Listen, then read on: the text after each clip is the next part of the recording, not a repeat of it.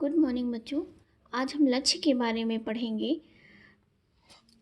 लक्ष्य जीवन में व्यक्ति के जीवन में बहुत सारे लक्ष्य होते हैं। उन लक्ष्यों को प्राप्त करने के लिए ही व्यक्ति निरंतर प्रयास करता रहता है। ठीक है। और ये लक्ष्य ऐसे हैं कि एक लक्ष्य पूरा होने के बाद व्यक्ति किसी दूसरे लक्ष्य को निर्धारित कर सकता है। हो सकता है कि लक्ष्य एक साथ कई लक्ष्यों पर वो कार्य कर रहा हो। ठीक है। तो लक्ष्य का जो जीवन में बहुत महत्व है।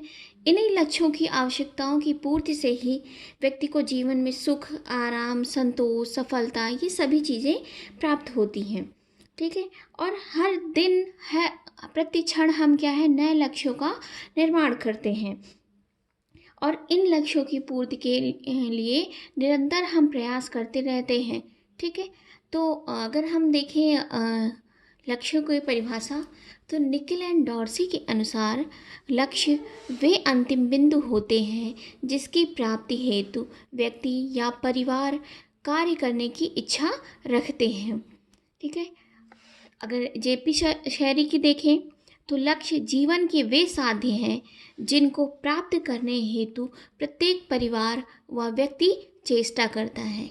आप नॉर्मली देखें तो दोनों परिभाषाएं सेम हैं, लेकिन अगर आप कभी नेट वगैरह के एग्ज़ाम में या कुछ भी देखें तो मेन पॉइंट का पूछा जाता है कि लक्ष्य, निकिल एंड डॉर्सी ने लक्ष्य को अंतिम बिंदु माना है। ठीक है। जबकि जेपी शहरी ने लक्ष्य को जीवन के साध्य माना है। ठीक है। और ये चीज़ें आपके एग्ज़ाम में आती भी हैं। ठीक है। वैसे देखें तो लक्ष्य का निर्माण व निर्धारण व्यक्ति की इच्छाओं, जीवन मूल्य, दार्शनिक विचारधाराएं एवं अभिवृत्तियों से होता है। जैसे व्यक्ति की इच्छा होगी, जैसे उसके मूल्य होंगे, जैसे उसके विचार होंगे, उसी के अनुसार वो लक्ष्यों का निर्धारण करता है। लक्ष्य देखें तो लक्ष्य क्या है, मूल्य से अधिक स्पष्ट निश्चित होते हैं क्योंकि इन्हें प्राप्त किया जा सकता है। अभी तक मूल्य क्या थे, उन्हें पूरी तरीके से परिभाषित नहीं किया जा सकता था, पर लक्ष्यों को पूरी तरीके से परिभाषित किया जा सकता है, आसानी से समझा जा सकता है, आसानी से उन्हें प्राप्त किया जा सकता है। जैसे सुख एक मूल्य है, पर इसे हम क्या है आसानी से परिभाषित नहीं किया जा सकता। ठीक है। जबकि पारिवारिक स्वास्थ्य के लक्ष्य को आसानी से परिभाषित किया जा सकता है। ठीक है। जैसे कि आप देखिए प्रेम को क्या है सही से परिभाषित एक मूल्य है। प्रेम एक मूल्य है जिसको सामने वाले से ठीक से हम परिभाषित नहीं कर सकते, उसकी व्याख्या नहीं कर सकते हैं। लेकिन मकान बनवाना, पढ़ाई करना, नौकरी पाना, ये सारे क्या है हमारे लक्ष्य हैं जिनको हम आसानी से दूसरों के आगे व्यक्त कर सकते हैं। आगे देखिए, लक्ष्य एक उद्देश्य है जिसकी प्राप्ति के लिए हम तत्पर रहते हैं, मतलब कि कार्य करते हैं तथा नई तकनीकी कार्यप्रणाली, विधियां, तरीके व कार्यक्रम तय करते हैं। ठीक है। जिसके लिए हम क्या है नई नई तकनीकी अपनाते हैं, कार्यप्रणालियां करते हैं, विधियां, तरीके, ये सारी चीज़ें अपनाते हैं। लक्ष्य निरंतर चलने वाली प्रक्रिया है जो जीवन पर्यंत चलती रहती है। कुछ लक्ष्य व्यक्तिगत होते हैं, कुछ सामूहिक होते हैं। ठीक है। कुछ दीर्घकाल में पूरे होते हैं, कुछ अल्पकाल में पूरे हो जाते हैं, तुरंत पूरे हो जाते हैं। कुछ लक्ष्य हमारे स्पष्ट होते हैं, कुछ अस्पष्ट होते हैं। ठीक है। आगे देखें लक्ष्यों के प्रकार। लक्ष्यों के प्रकार में हम देखें बेटा तो लक्ष्य जोन्स के अनुसार हम देखें तो लक्ष्य को इन्होंने तीन भागों में बांटा है, तीन प्रकार से बांटा है। पहला है दीर्घकालीन लक्ष्य।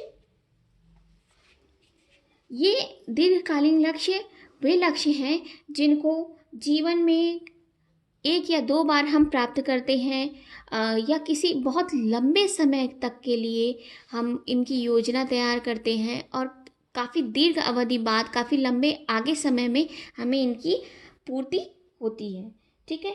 इनको पूरा करने में हमें समय बहुत लगता है, इसलिए इन्हें हम दीर्घकालीन लक्ष्य या अंतिम बिंदु लक्ष्य कहते हैं।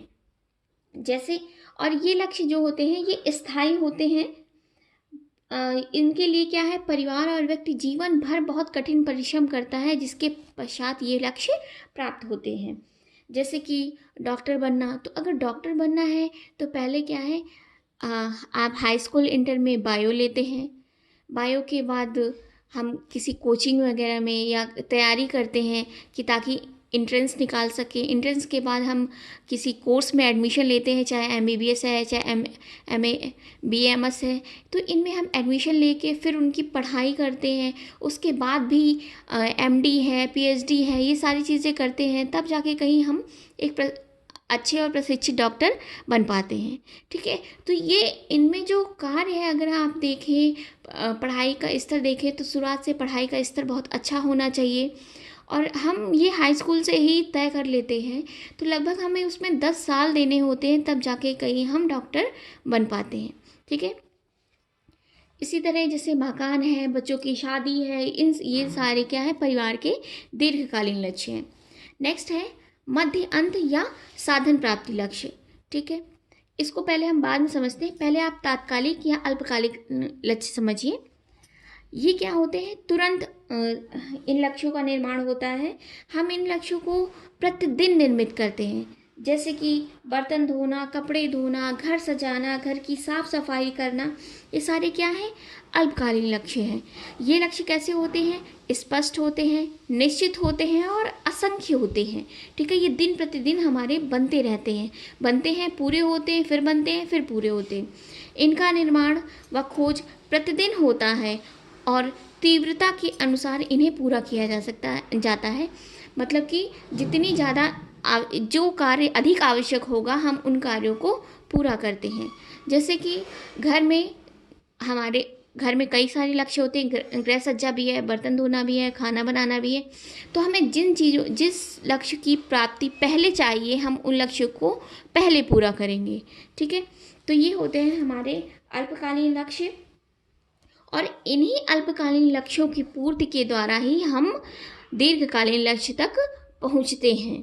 ठीक है, जैसे कि दीर्घकालीन लक्ष्य क्या है, मकान बनवाना। मकान बनवाने में हमें पैसे की आवश्यकता पड़ेगी, पर ये पैसे आएंगे कैसे, अल्पकालीन लक्ष्य जब हम अपने महीने में हर महीने कुछ ना कुछ सेविंग करते रहेंगे, वो साल, और यही सेविंग सालों में परिवर्तित होगी, तब जाके कहीं हम दीर्घकालीन लक्ष्य को पूरा कर पाएंगे। ठीक है, नेक्स्ट देखिए, अब ये इस लक्ष्य को समझ लेते हैं, मध्य अंत या साधन समाप्ति लक्ष्य।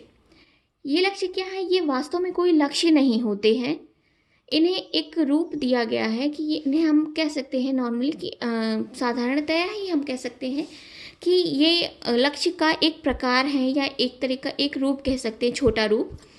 ठीक है, तो वास्तव में ये कोई लक्ष्य नहीं होते, बल्कि यह तत्कालिक लक्ष्य को पूरा करने का एक साधन मात्र है। जैसे कि अगर बैंक से पैसा निकालने के लिए चेक काटना, हमें बैंक से पैसा निकालना है, ये हमारा लक्ष्य है, लेकिन उसके लिए चेक काटना, ये जिसके द्वारा हम लक्ष्य प्राप्त करेंगे, ठीक है, तो पैसा प्राप्त करेंगे, तो ये क्या है, ये एक प्रक्रिया है, एक तरह से कह सकते हैं कि जो अल्पकालीन लक्ष्य हैं उनको प्राप्त करने के लिए ये एक प्रक्रिया के रूप में है। जैसे कि अगर हमें पढ़ाई करना है तो उसके लिए हम किताबें खरीद रहे हैं। ठीक है, उद्देश्य क्या है, हमारा पढ़ाई करना, लक्ष्य हमारा पढ़ाई करना है, जिसका एक साधन है किताबें। ठीक है,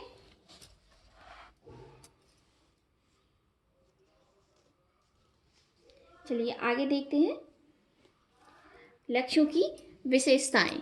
ठीक है, देखिए, पहला है लक्ष्य सतत चलने वाली प्रक्रिया है।